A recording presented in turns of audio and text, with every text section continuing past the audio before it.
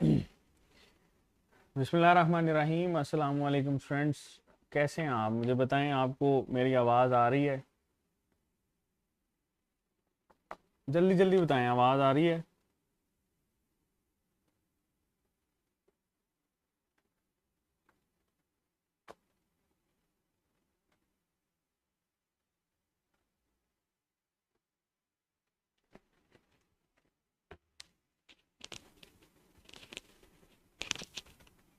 चलें जी, ओके हो गया। सब बच्चों को आवाज़ आ रही है, इसका मतलब ये है कि हम जो है वो बग़ैर कोई टाइम वेस्ट किए क्लास को स्टार्ट करते हैं। अच्छा बेटे, एक तो शुरू में ही आप अनाउंसमेंट सुन लें। कुछ इशू था जिसकी वजह से हमारे पास जो है ना क्लास नहीं हो सकी। उस दिन इंटरनेट का इशू था, फिर इस वजह से कुछ मामला थे। सो आपने परेशान नहीं होना, इंशाल्लाह हम चीज़ों को वाइंड अप करेंगे और आपके ये जो चीज़ें रहती हैं इसको हम डिस्कस करेंगे संडे की क्लास के अंदर। ठीक है, चलो। क्लासिफिकेशन बेटे हम लोग पढ़ रहे थे, और क्लासिफिकेशन में हम लोगों ने मोनोसेक्राइड्स, ऑलिगोसेक्राइड और पॉलीसेक्राइड, ये तीन बेसिक क्लासेस की थी, जिसमें मैंने आपको ये बताया था कि टेस्ट, सॉल्युबिलिटी और हाइड्रोलिसिस ये बहुत इंपॉर्टेंट है। ठीक है, चलो। हमारे पास बेटे सबसे ज़्यादा स्वीटेस्ट होती हैं मोनोसेक्राइड्स, फिर ऑलिगोसेक्राइड लेस स्वीट होती हैं, और टेस्टलेस हो जाती हैं पॉलीसेक्राइड। ठीक है, सॉलिबिलिटी की बात करें तो जितनी भी मोनोसेक्राइड्स होती हैं ना, ये बेटे हमारे पास बहुत ज़्यादा सॉलिबिलिटी शो करती हैं सॉल्यूशंस के अंदर, जबकि ऑलिगोसेक्राइड्स हैं ये as compare to monosaccharide less soluble होते हैं। लेकिन अगर हम लोग पॉलीसेक्राइड की बात करें तो पॉलीसेक्राइड हमारे पास इनसॉल्युबल है, मोस्ट ऑफ देम। ठीक है, कुछ हमारे पास ऐसे हैं जो कि स्पेरिंगली सॉल्युबिलिटी शो करते हैं। स्पेरिंगली सॉल्युबल का मतलब ये होता है कि कुछ कुछ हिस्सा इनका सॉल्युबिलिटी शो करेगा। हाइड्रोलिसिस बेटे हमेशा उन्हीं के पास शो होगी जिनके पास glycosidic linkage, and we have discuss that कि मोनोसेक्राइड जो होते हैं इनमें ग्लाइकोसिडिक लिंकेज नहीं होता, और अगर ग्लाइकोसिडिक लिंकेज नहीं है तो ये हाइड्रोलिसिस भी शो नहीं करेंगे। ठीक है, ऑलिगोसेक्राइड और पॉलीसेक्राइड दोनों में ग्लाइकोसिडिक लिंकेज होता है, इस वजह से दोनों ही हमारे पास हाइड्रोलिसिस शो करते हैं। With the addition of water ये आपके पास ब्रेक डाउन शो करेंगे। फॉर्म की अगर हम लोग बात करें तो बेटे हमारे पास ये जो फॉर्म होती है मोनोसेक्राइड और ऑलिगोसेक्राइड मोस्टली क्रिस्टलाइन सॉलिड्स होते हैं। ठीक है, जैसे देखो ना, हमारे पास टेबल शुगर होती है सुक्रोज, जो कि आप लोग घरों में इस्तेमाल करते हो, वो भी क्रिस्टलाइन सॉलिड होती है। जबकि ग्लाइकोजन, जबकि आपके पास काइटन, जबकि हम लोग डील करें इसमें सेलुलोज को, तो ये एमॉर्फस सॉलिड होते हैं, इनकी कोई भी प्रॉपर शेप नहीं होती। जनरल फार्मूला में मोनोसेक्राइड का जनरल फार्मूला है हमारे पास CH2O होल N। अच्छा, यहां पर एक चीज ऐड कर सकते हैं आप कि इसमें X और Y बराबर होते हैं। ठीक है, जब भी X और Y बराबर होंगे तो हम इसको कंसीडर करते हैं इज इक्वल टू N, इस वजह से N को हम यहां पर डील करते हैं। ठीक है, डाइसेक्राइड की बात करें तो डाइसेक्राइड में जैसे ये रिएक्शन करेंगे एक वाटर मॉलिक्यूल निकलेगा, ट्राइसेक्राइड के अंदर रिएक्शन करेंगे तो दो वाटर मॉलिक्यूल निकलेंगे, तो इस वजह से इसमें CnH2O N-1 और N-2 डील करते हैं। पॉलीसेक्राइड के अंदर हमारे पास X और Y कभी भी बराबर नहीं होते, जैसे ये देखो, ये मैंने यहाँ पर मेंशन भी किया है, ये कभी भी बराबर नहीं होते। और अगर बेटे ये बराबर नहीं है तो इसका जनरल फॉर्मूला आपके पास ये सही शो करता है। ब्रांचिंग, जो मोनोसेक्राइड है भाई अकेली चीज है, वो ब्रांचिंग कैसे शो कर सकती है? That is not showing any kind of branch over there. ठीक है, ये बात याद रखना, यहां पर ब्रांचिंग नहीं होती, जबकि पॉलीसेक्राइड जो है इनमें हमें ब्रांच नजर आती है। फिर हम लोग बात करें रिंग फॉर्मेशन की, तो मोनोसेक्राइड जो है बेटे ये हमारे पास रिंग फॉर्मेशन शो करते हैं। आप किसी भी कार्बोहाइड्रेट को पुट करो किसी भी सॉल्यूशन के अंदर, दे विल फॉर्म रिंग। ठीक है, ये हमारे पास रिंग बनाएंगे, जैसे मोनोसेक्राइड आपके पास रिंग बनाता है, ऑलिगोसेक्राइड भी रिंग बनाते हैं, पॉलीसेक्राइड भी रिंग बनाते हैं। ठीक है, रिड्यूसिंग और नॉन रिड्यूसिंग की बात करें, so all the monosaccharides are reducing, ये सारी की सारी रिड्यूसिंग होती हैं।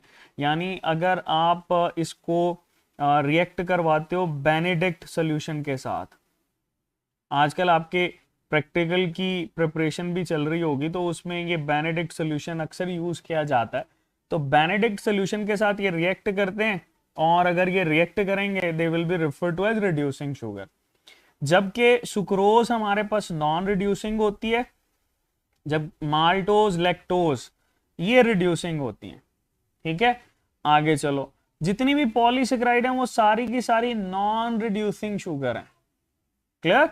अच्छा चलो, नेक्स्ट हमारे पास बेटे क्लासिफिकेशन। क्लासिफिकेशन की बात करें तो क्लासिफिकेशन के हवाले से ये जो मोनोसेक्राइड हैं इनकी दो बेसिक फंडामेंटल चीजें होती हैं जिसकी बेस के ऊपर क्लासिफिकेशन करते हैं।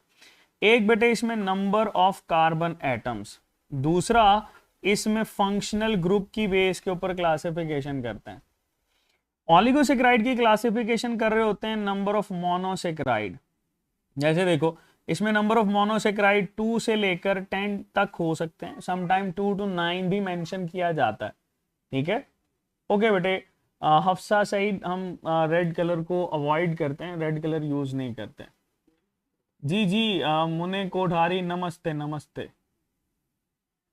अच्छा जी, स्ट्रक्चरल कॉम्प्लेक्सिटी जो है ये हमारे पास शो करते हैं बेटे, जिसको हम लोग लेकर चल रहे होते हैं विद रेफरेंस टू पॉलीसेक्राइड। ठीक है, तो ये कुछ चीजें हैं जो कि हमारे पास बेटे यूज की जाती हैं विद रेफरेंस टू क्लासिफिकेशन, और इसके अंदर हम लोगों ने कुछ चीजों को डील किया था। चलो जी आगे चलते हैं। हमारे पास बेटे इसमें नेक्स्ट जो चीज है दैट इज मोनोसेक्राइड। ठीक है, तो मोनोसेक्राइड को जरा हम लोग फोकस करेंगे कि मोनोसेक्राइड हमारे पास कैसे हो सकते हैं और इसके अंदर आपने कौन कौन सी चीज डिस्कस करनी है। मोनो का मतलब क्या होता है? सिंगल, और सेकेराइड की टर्म हम लोग यूज करते हैं शुगर के लिए। ठीक है, तो मोनोसेकेराइड्स ओके हो गया। अच्छा, इसमें याद रखना कि ये जो मोनोसेक्राइड्स होते हैं ना, इसमें सारे के सारे, सॉरी दोबारा से ये हमारे पास टिक हो गया रेड, इसमें जितने भी मोनोसेक्राइड्स हैं ऑल कंटेन OH ग्रुप। ठीक है, इन तमाम के पास बेटे OH ग्रुप होगा, इन तमाम के पास OH ग्रुप मौजूद होगा एक्सेप्ट 1। ठीक है, एक कार्बन के अलावा बाकी तमाम में OH ग्रुप होगा, और ये जो हमारे पास कार्बन होगा ना, ये डिसाइड करेगा इसका फंक्शनल ग्रुप कि क्या वो एल्डो है या कीटो है। ठीक हो गया, तो ये बेटे हम इसकी बेस के ऊपर ना इसको डील करते हैं। चलो, मोनोसेक्राइड की क्लासिफिकेशन हम लोग डील करेंगे, और इसमें बेटे पहले लिखते हैं इसके नाम। आपको पता है कि हमारे पास ये मोनोसेक्राइड्स के अंदर 3 से लेकर मैक्सिमम 7 कार्बन तक जो है वो मौजूद हो सकते हैं, और जो सबसे सिंपलेस्ट मोनोसेक्राइड दैट इज ट्राइओस, फिर बेटे हमारे पास आ जाती है टेट्रोस, फिर आ जाती है पेंटोस, फिर आ जाती है हेक्सोस, और फिर हमारे पास आ जाती है that is heptose. Carbon number add करते हैं। ट्राइओस है तो 3 कार्बन होंगे, टेट्रोस है तो 4 कार्बन होंगे, पेंटोस में 5 कार्बन होंगे, हेक्सोस के अंदर बेटे 6 कार्बन होंगे, एंड हेप्टोस विल हैव 7 कार्बन। ठीक है, चलो ये हमारे पास आगे इसमें नंबर्स। अच्छा, अब हम लोग अगर इसका फॉर्मूला डिस्कस करें कि केमिकल फॉर्मूला क्या हो सकता है, तो देखो बेटे आप लोगों ने पढ़ा था ना ऊपर CH2O होल N था, तो यानी अगर कार्बन 3 है तो इसमें हाइड्रोजन कितने होंगे? 6, ऑक्सीजन 3। क्लियर? ये इसका chemical formula. Same as tetrose की बात करोगे तो इसमें C4H8O4, पेंटोस की बात करोगे C5H10O5, हेक्सोस की बात करो C6H12O6। फिर हेप्टोस की बात करो C7H14 और O अगेन 7 आ जाएगा। सो दैट इज समथिंग जो कि बेटे केमिकल फॉर्मूला को डील करता है। अच्छा, फिर हमारे पास आ जाती है बेटे इसमें कि एल्डो शुगर कौन सी है और कीटो कौन सी होती है। याद रखना, इसमें जब हम लोग एल्डो शुगर को डील करते हैं ना, तो 3 कार्बन वाली जो एल्डो शुगर होती है दैट इज ग्लिसरैल्डिहाइड, इसको हम लोग बोलते हैं ग्लिसरैल्डिहाइड। ठीक है जी। 4 कार्बन वाली जो शुगर होती है इसको हम लोग बोलते हैं रेफर टू एज अरिथ्रोज। फिर 5 कार्बन वाली जो है ये हमारे पास होती है राइबोज। 6 कार्बन वाली जो होती है इसको हम लोग बोलते हैं ग्लूकोज। और 7 कार्बन वाली बेटे that will be refer to as glucoheptose. Done. ये हमारे पास आ गई एल्डो शुगर। चलो आगे चलते हैं। अगर आपसे इनकी कीटो शुगर पूछा जाए कि भाई बताओ कीटो शुगर कौन सी होगी, तो बेटे कीटो में फंक्शनल ग्रुप हम ऑलरेडी इसमें डिस्कस कर लिया था हमने। तो फंक्शनल ग्रुप जो है वो टर्मिनल कार्बन पे मौजूद नहीं होता या टर्मिनल कार्बन के अलावा किसी दूसरे कार्बन पे मौजूद होता है। तो देखो ग्लिसरैल्डिहाइड की जो कीटो होती है इसको बोलते हैं डाई हाइड्रोक्सी एसीटोन। ठीक है, ये डाईहाइड्रोक्सी एसीटोन या इसको डीएचए भी लिखते हैं। आप में से कौन कौन है जो डीएचए में रहता है? हाँ, कोई है? चलो, अरिथ्रोज की कीटो फॉर्म जो बेटे हमारे पास होती है इसको बोलते हैं अरिथ्रियोलोज। राइबोस की जो कीटो फॉर्म होती है इसको बोलते हैं राइब्यूलोज। और ये राइब्यूलोज आपने कहां पर पढ़ा था? राइब्यूलोज बिसफॉस्फेट के अंदर। ठीक है, जो कि प्रीकर्सर होता है हमारे पास किसका बताओ? केल्विन साइकिल का। ग्लूकोज जो है इसकी कीटो फॉर्म हमारे पास आती है फ्रुक्टोज। ठीक है, और ग्लूकोहेप्टोज की कीटो फॉर्म जो है इसको हम लोग बोलते हैं pseudo heptulose. That is pseudo heptulose. ठीक है। अच्छा, अब दोबारा से देखो, ये दोनों जो हमारे पास शुगर होती हैं बेटे ये एक दूसरे के अंदर इंटर कन्वर्टेबल होती हैं। ठीक है, सेम फॉर दिस, ये भी एक दूसरे के अंदर इंटर कन्वर्टेबल होती है। तो वो वाली शुगर जो एक दूसरे के अंदर इंटर कन्वर्टेबल हैं इसको हम लोग कैसे डील करेंगे बताओ?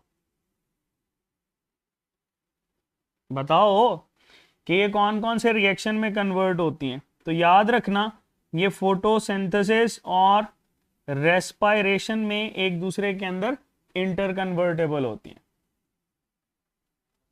क्लियर? फोटोसिंथेसिस और रेस्पायरेशन में, because they are isomers of each other. अच्छा, फिर हमारे पास एक और सवाल आता है। सवाल क्या है जी?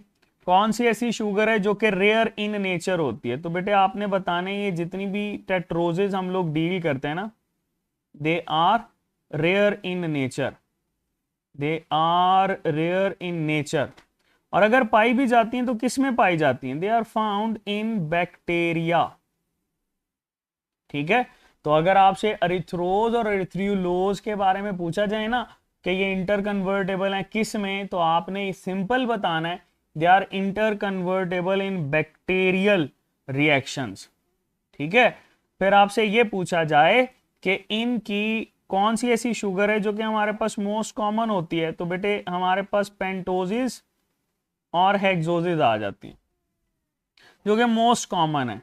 ठीक है, दे आर मोस्ट कॉमन। याद रखना बेटे, ये हमारे पास मोस्ट कॉमन जो शुगर्स हैं उसमें पेंटोजेज हैं और हेक्सोजेज होती हैं। अगर हम लोग ये डील करें कि कौन सी ऐसी शुगर है जो कि हमारे पास एनर्जी सोर्स के तौर पर एक्ट करती है, तो क्या बताओगे? पेंटोज के हेक्सोज? बताओ भाई, जल्दी बताओ, कौन सी ऐसी शुगर होती है जो as a source of energy act करती है? बताओ बेटे। हेक्सोज कर रही होती है। मरियम बिल्कुल सही कह रही हैं, हेक्सोज। इरफान भी सही कह रहे हैं, शाबाश बेटे। ये इसी तरह से आप लोगों ने चीज़ों को याद रखना है। चलो कुछ और रिएक्शंस की तरफ चलते हैं, कुछ क्वेश्चंस कर लेते हैं ताकि हमें कुछ चीज़ों का ना मज़ीद आइडिया हो जाए, और क्वेश्चन जितने ज़्यादा डील करेंगे ना उतने ही ज़्यादा हमारे लिए बेहतर है। चलो यहाँ पे हम डील करते हैं राइबोज को। राइबोज अभी आपने बताया कि ये पेंटोज कार्बन वाली शुगर होती है, ऐसे ही है। If this is a 5 carbon sugar और मैं आपसे पूछूं कि ये कहां पर मौजूद होती है, तो बेटे आप लोगों ने ये पढ़ा है कि राइबोज शुगर जो है ना ये ज्यादातर प्रेजेंट होती है किसमें, that is present in nucleus. ठीक है, क्योंकि न्यूक्लियस के अंदर देखो ना जितने भी आरएनए हैं, अगर हम लोग डील करें आरएनए को, तो ये जो हमारे पास आरएनए होता है बेटा, आरएनए जो है ये सारे के सारे आरएनए बनते कहां पर हैं, न्यूक्लियस में ही बन रहे होते हैं ना, तो इस वजह से हम इसको प्रेजेंट इन न्यूक्लियस बोलते हैं। अच्छा, और इसके बारे में एक और बात मशहूर है, that this is the most common monosaccharide. ये हमारे पास कौन सी है, इसको बेटे हम लोग बोलते हैं मोस्ट कॉमन मोनोसेक्राइड। मतलब आपको अगर उसमें से राइबोस और पेंटोज में से किसी एक को चूज करना पड़े ना, तो हम इसको कर रहे होते हैं रिगार्डिंग स्ट्रक्चर। चलो एक और शुगर हमारे पास आती है जिसको हम लोग बोलते हैं फ्रुक्टोज। फ्रुक्टोज, ठीक है। इस फ्रुक्टोज के बारे में आप लोगों ने कुछ इंफॉर्मेशन याद रखनी है कि ये जो फ्रुक्टोज होती है ना, that is most sweet sugar, that is most sweet या स्वीटेस्ट, इंग्लिश अभी आप लोगों ने पढ़ी है, पार्डन मी, इसमें स्वीट, स्वीटर, स्वीटेस्ट आता है ना, तो इसको ज़रा सही कर लें। इंग्लिश की क्लास में आप बड़ा स्ट्रिक्टली इन चीज़ों को फॉलो करते हैं। चलो राइबोस की बेटे जो हमारे पास कीटो फॉर्म होती है इसको बोलते हैं राइब्यूलोज, ठीक है। और ये राइब्यूलोज हमारे पास किस में यूज होती है, बताओ जल्दी बताओ, ये किस में यूज होती है, that is a precursor of Calvin cycle, ठीक है। ये हमारे पास कैल्विन साइकिल में यूज हो रही होती है। जी जी बिल्कुल शायान, मैंने करेक्शन कर दिया है, मोस्ट हम यूज नहीं कर रहे होते इसमें। चलो अब हम चलते हैं हमारी सबसे प्यारी शुगर की तरफ, एंड दैट इज ग्लूकोज, ठीक है। एक तो वैसे पिछले दिनों ग्लूकोज, आज तो इलेक्शन भी चल रहे हैं, खैर इलेक्शन कह रहा हूँ, वो वोटिंग चल रही है, तो उसको बाद में किसी दिन डिस्कस करेंगे। गुल्लू बट से याद आ गया, ग्लूकोज की बात करते हैं। ग्लूकोज को बेटे हम लोग बोलते हैं that it is also known as grape sugar, ठीक है। ग्रेप शुगर इस वजह से बोलते हैं क्योंकि इसमें फ्री फॉर्म मौजूद होता है, ठीक है जी। अच्छा, फिर अगर आप इसका सोल्यूशन बनाते हो ना, सोल्यूशन, तो हम इसको सोल्यूशन को रेफर करते हैं एज डेक्सट्रोज, यानी ग्लूकोज जब भी सोल्यूशन के अंदर आएगी, अगर आपके रक्त में देखा जाए, आपके खून में देखा जाए, ब्लड के अंदर, तो ब्लड में भाई कितना होता है ग्लूकोज, आपका खून मीठा होता है ना, 0.08%, ठीक है, 0.08% हमारे पास होती है। चलो आगे चलते हैं, हमारे पास बेटे इसमें ब्लड के बाद हम लोग डील करते हैं कि आपके पास क्या ये फ्री फॉर्म में हो सकता है, बिल्कुल। अभी मैंने बताया भी कि फ्री फॉर्म में, और फ्री फॉर्म में किस किस फ्रूट में होता है, that is found in grape, जो कि ऊपर लिखा है, that is found in dates, and that is found in figs. अगर आप गौर करो तो जन्नत के फलों में बेटे ये हमारे पास जो है वो फ्री फॉर्म में मौजूद होता है। फिर अगर हम इसकी कंबाइंड फॉर्म की बात करें कि ये कंबाइंड फॉर्म में किस किस में होता है।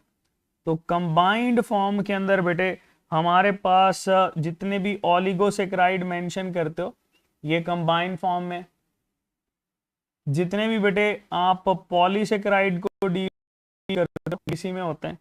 अच्छा जी, क्या वॉइस में मसला आ रहा है कुछ?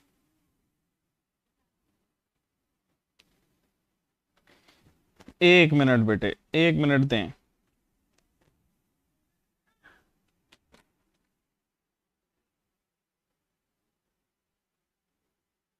हाँ जी, अब बताओ।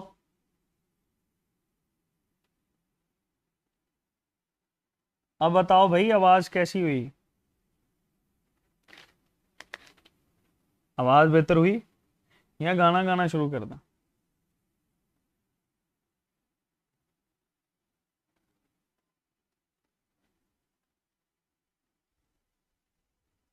चलें जी, ठीक हो गया।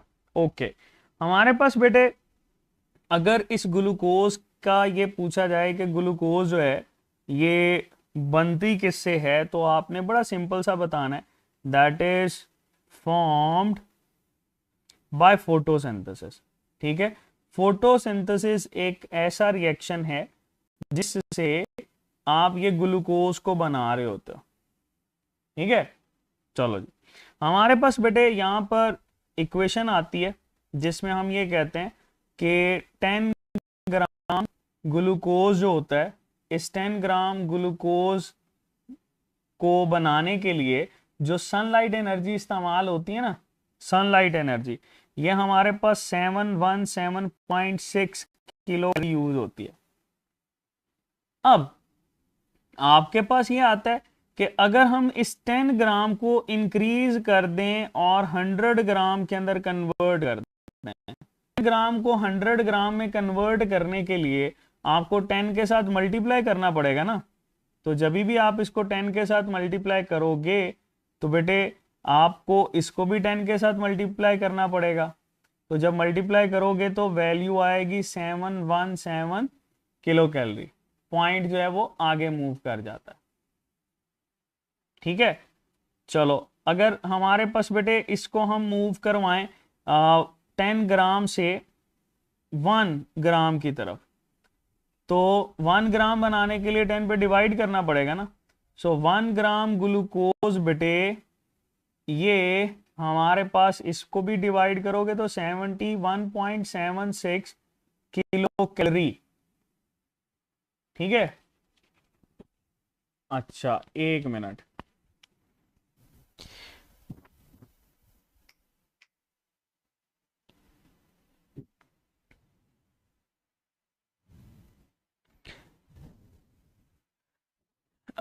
सर इस नेट को पता नहीं क्या, मैं भी पता नहीं क्या मसला है इसको। अब देखें जरा, क्या आवाज बेहतर हुई?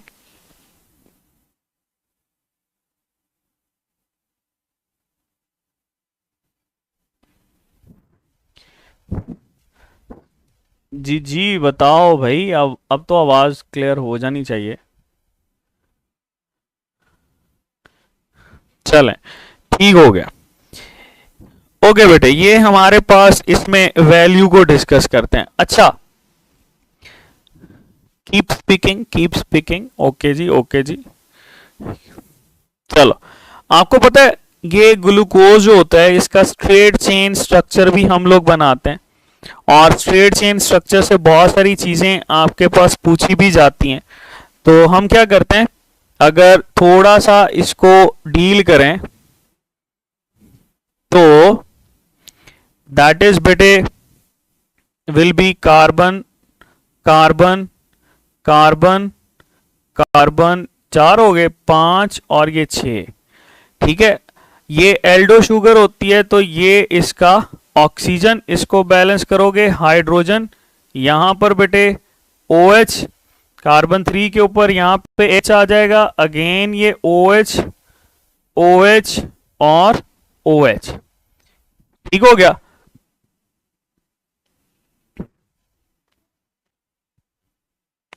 चलो ये बेटे बैलेंस करो जरा, यहां पर आ जाएगा हाइड्रोजन, यहां पर आ जाएगा OH, हाइड्रोजन हाइड्रोजन हाइड्रोजन और हाइड्रोजन।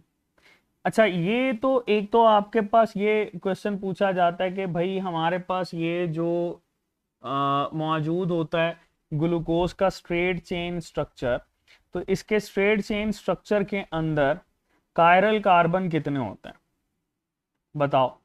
अगर आपके पास पूछा जाए कायरल कार्बन, आपको पता है इन कायरल कार्बन की जगह पे वैल्यू एसिमेट्रिक कार्बन की टर्म भी यूज की जाती है।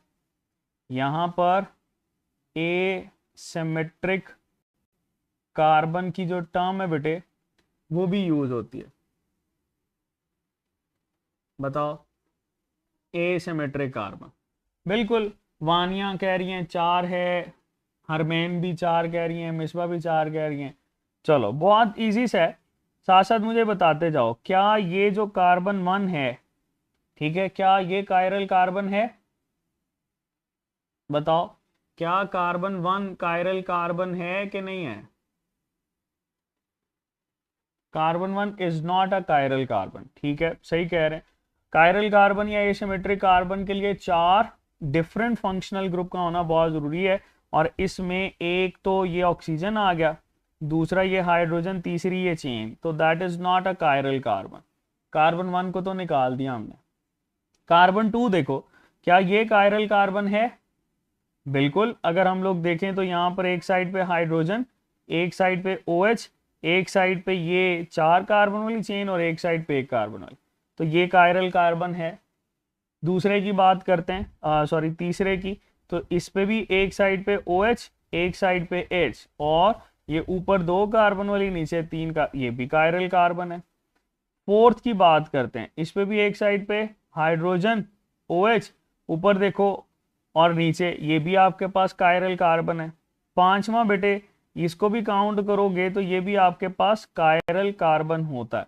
लास्ट वाले पे 2 हाइड्रोजन है, तो that is not a chiral carbon. तो कायरल कार्बन की हमारे पास वैल्यू क्या आई? 4। तो आपसे अगर पूछा जाए कि आप भाई इसके आइसोमर्स बता दो, तो बेटे इसके आइसोमर्स कैसे बताते हो? आप इसके आइसोमर्स बताते हो 2 की पावर n से, और n ये 4 है, ठीक है। तो ये आपके पास हो जाएगा 2 इंटू 2 इंटू 2, मल्टीप्लाई करोगे 2 इंटू 2 4, 4 इंटू 2 8, 8 इंटू 2 16, यानी 16 आइसोमर्स ये हमारे पास बना सकती है 6 कार्बन वाली शुगर, ठीक है। अच्छा, फिर हमारे पास बेटे ये जो सेकंड लास्ट कार्बन होता है ना, ये बड़ा इंपॉर्टेंट है। इसका OH, ये देखो मैं बना लेता हूं यहाँ पे, सेकंड लास्ट कार्बन यानी 5, इसका OH अगर इस साइड पे, राइट साइड पे ना, तो इसको बोलते हैं डी ग्लूकोज। अगर ये राइट साइड पे तो डी ग्लूकोज। अगर बेटे ये हमारे पास ऑपोजिट हो, यानी यहाँ पे H आ जाए, यहाँ पे OH आ जाए, तो ये OH अगर इस साइड पे है तो ये L ग्लूकोज हम लोग बोलते हैं, ठीक है। तो D और L ग्लूकोज जब भी हम लोग मेंशन कर रहे होते हैं ना, ये बेटे हमारे पास आता है विद रेफरेंस टू, किसके रेफरेंस के साथ? ये हमारे पास रेफरेंस के साथ आता है कि आप जो है इसमें OH को सेकंड लास्ट कार्बन के लिहाज से किस तरह से डील कर रहे होते हैं। चलो एक और चीज की तरफ चलते हैं। पहले इसका रिंग स्ट्रक्चर बाद में डील करेंगे, पहले राइबोस का स्ट्रेट चेन स्ट्रक्चर बना लो। बिल्कुल बेटे। अच्छा, एक स्मॉल डी स्मॉल एल भी होता है, उसको डिस्कस करने की जरूरत नहीं है, वो आप फर्स्ट ईयर MBBS के अंदर इंशाल्लाह जब बायोकेमिस्ट्री पढ़ेंगे तो वहाँ पे आपके लिए यूज़फुल है। यहाँ पे आप ना कंफ्यूज हो जाएंगे उसको। तो ये बेटे हमारे पास 5 कार्बन, ये चूंकि एल्डो शुगर होती है तो ऑक्सीजन, हाइड्रोजन, OH, इसका OH, इसका OH और ये OH, ठीक है। बैलेंस करोगे हाइड्रोजन हाइड्रोजन, यहां पर हाइड्रोजन, ये hydrogen, and this is the hydrogen. चलो हमारे पास बेटे इसके कार्बन काउंट करते हैं। क्या कार्बन 1 कायरल कार्बन है? हाँ, नहीं है। कार्बन 2 कायरल कार्बन है? बिल्कुल है। कार्बन 3 ये भी है, कार्बन 4 भी है, कार्बन 5 अगेन इस पे 2 हाइड्रोजन आ गए, सो कार्बन 1 और कार्बन 5 कायरल कार्बन नहीं है। और अगर आप देखो तो ये 2 से लेकर 4 तक कायरल कार्बन है, यानी कायरल कार्बन्स यहां पर हमारे पास कितने आ गए 3। तो नंबर ऑफ आइसोमर्स कैसे निकालोगे, 2 की power n, 2 into 2 into 2, answer होगा बेटे 8, यानी 8 आइसोमर्स इसके बन रहे होंगे। क्लियर? तो बहुत सिंपल है, ये हमारे पास बेटे इसको डील कर रहा होता। ओके अच्छा, अगर मैं इसको सोल्यूशन में डालूंगा ना तो हमारे पास ये जो कार्बन 1 है, इस कार्बन 1 का ये फंक्शनल ग्रुप बेटे रिएक्ट करेगा इस कार्बन 5 के साथ, and then it will form, जैसे ही हम इसको सॉल्यूशन के अंदर डालेंगे तो ये बेटे 5 कॉर्नर्ड रिंग बनाएगा। जैसे हम यहाँ पर कार्बन और ये carbon, and this is a 5 carbon ring. ठीक है, carbon 1, carbon 2, carbon 3, carbon 4 and that is carbon 5। Clear हो गया, 5 कार्बन वाली रिंग। पहले तो हम इसमें ये देखते हैं कि ये जो 5 कार्बन वाली रिंग होती है इसको क्या नाम देते हैं, बताओ। That is refer to as furan ring. ये बेटे हमारे पास कहलाती है फ्यूरान रिंग। ठीक है, चूंकि राइबोज ने ये रिंग बनाई है इस वजह से इसको राइबोफ्यूरानोज भी बोलते हैं। That will be referred to ribofuranose. ठीक है, दैट इज राइबोफ्यूरानोज। अब राइबोफ्यूरानोज के अंदर बेटे हमारे पास जब फर्दर चीजें हम ऐड करते हैं तो कार्बन 1 पे ये H, ये OH। सिमिलरली कार्बन 2 के ऊपर हम लोग देखते हैं OH और ये H, ये इसका H और ये OH। ठीक हो गया। कार्बन 4 के ऊपर भी अगेन आप यहाँ पर हाइड्रोजन को डील करते हो और इधर OH और H2 आ जाता है। ये एक हमारे पास ना एक स्ट्रक्चर है। एक और सवाल जो यहाँ पे बेटे बनता है वो कहता है कि राइबोफ्यूरानोज का ये जो स्ट्रक्चर है इस रिंग में कितने कार्बन है। रिंग में कार्बन है 4। ठीक है, रिंग में कार्बन है 4, ये बात याद रखना। रिंग में अगर कार्बन पूछेगा ना तो आंसर आएगा 4 कार्बन। अगर आपसे पूछे स्ट्रक्चर में कितने कार्बन होते हैं, बेटे स्टेटमेंट बड़ी इंपॉर्टेंट है, आपने स्टेटमेंट को देखना है। तो स्ट्रक्चर, चूंकि राइबोज जो है वो इटसेल्फ ही 5 कार्बन वाला आपके पास शुगर है, तो स्ट्रक्चर में 5 कार्बन होंगे। क्लियर? चलो एक सवाल करते हैं, उसके बाद इसकी तरफ वापस आते हैं।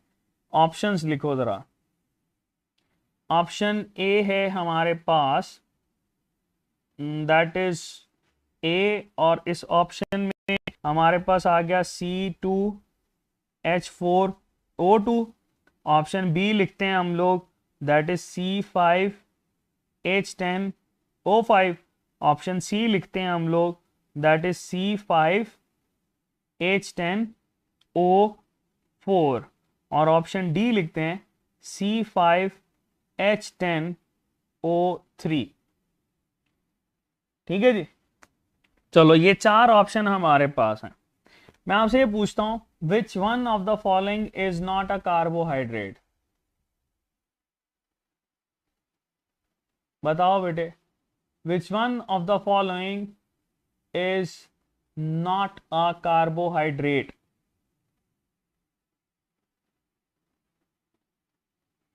अच्छा जी, हरमैन कह रही हैं डी, मोहम्मद आरिफ कह रहे हैं ए है। अच्छा, शहरोज कह रहे हैं ए, और मारिया इम्तियाज कह रही हैं डेल्टा। अच्छा, कुछ ऐसे हैं जो कि सी भी मेंशन कर रहे हैं। अच्छा, ये बात जो कि ज़्यादातर बच्चे ए को हमारे पास डिस्कस कर रहे हैं, तो ए दैट इज करेक्ट। उसकी वजह क्या है, बड़ी सिंपल सी है कि कार्बन मिनिमम कितने होने चाहिए।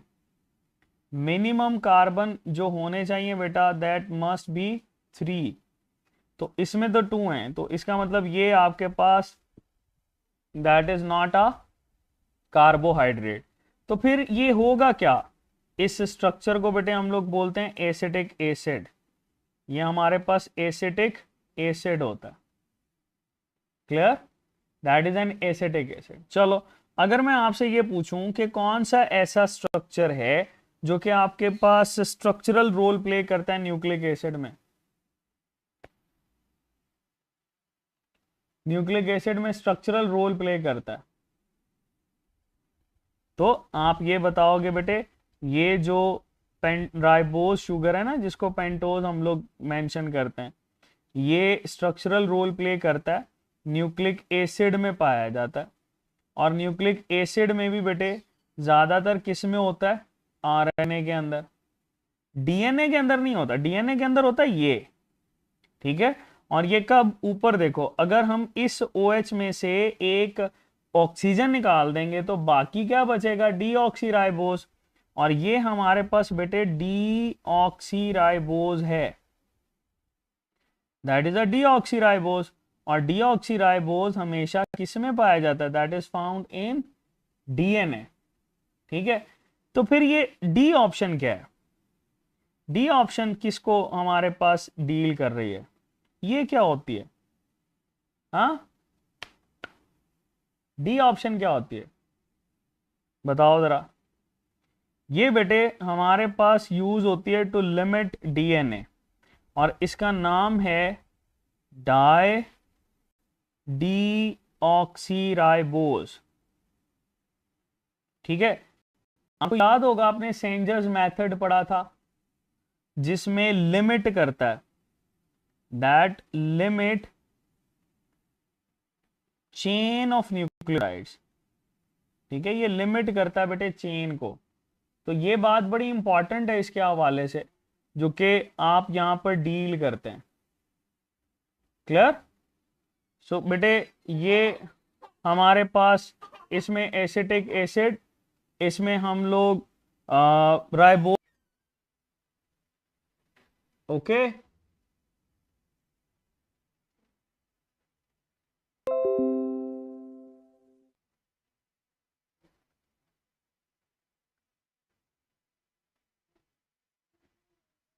जी बेटे, चलो हमारे पास ना थोड़ा सा ये इंटरनेट का है इशू, वो मेरे कुछ यहाँ पे कंस्ट्रक्शन का काम चल रहा है, इस वजह से शायद आपको इसमें प्रॉब्लम हो।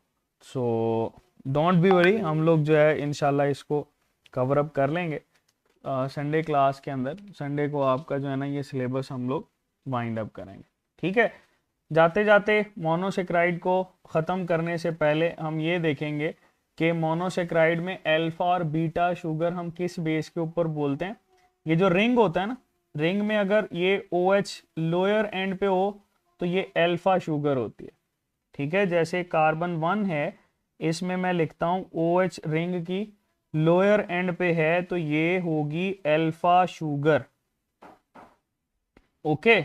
और अगर कार्बन 1 पे ये हमारे पास OH ऊपर चला जाए, हाइड्रोजन नीचे आ जाए, तो ये बेटे हमारे पास होगी बीटा शुगर, ठीक है। तो ये अल्फा और बीटा शुगर के साथ ही हम जरा इसको वाइंड अप करते हैं। बाकी हमारे पास डाइसेक्राइड, पॉलीसेक्राइड है, इसको डिस्कस करके बायोलॉजिकल मॉलिक्यूल को हम लोग इंशाल्लाह वाइंड अप करेंगे। और जाते जाते एक बड़ी इंपॉर्टेंट चीज़ कि आपका एडमिशन होना या ना होना, that is all matter of motivation, ठीक है, ये बात याद रखना।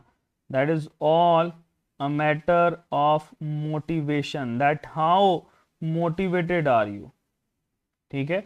अगर आप मोटिवेटेड हैं भाई कि आपका कोई भी MCQs गलत नहीं होना चाहिए, तो डेफिनेटली आप बहुत अच्छा स्कोर करेंगे। लेकिन अगर आप मोटिवेटेड नहीं हैं, ठीक है, और आपको लगता है कि आपके MCQs गलत भी हो जाएं तो कोई फर्क नहीं पड़ता, तो फिर बेटे मसला हो जाता है, ठीक है। उसमें जो है वो फिर आप सरवाइव नहीं कर पाते ना। तो ये बात याद रखना, it is all the matter of motivation. ये मोटिवेशन है, मोटिवेशन नहीं है, ओके। चलो, ये स्टूडेंट हमारे पास आज का टॉपिक था। मोनोसेक्राइड्स हम लोगों ने जो है वो डिस्कस किए हैं, ठीक है। तो बाकी हम लोग चीज़ें जो हैं वो इंशाल्लाह नेक्स्ट लेक्चर के अंदर, नेक्स्ट क्लास के अंदर डील करेंगे। Wish you very best of luck students, ये आप लोगों ने याद रखना है। नेक्स्ट हम लोग जो है इसको यहीं से ही कैरी करेंगे। अल्लाह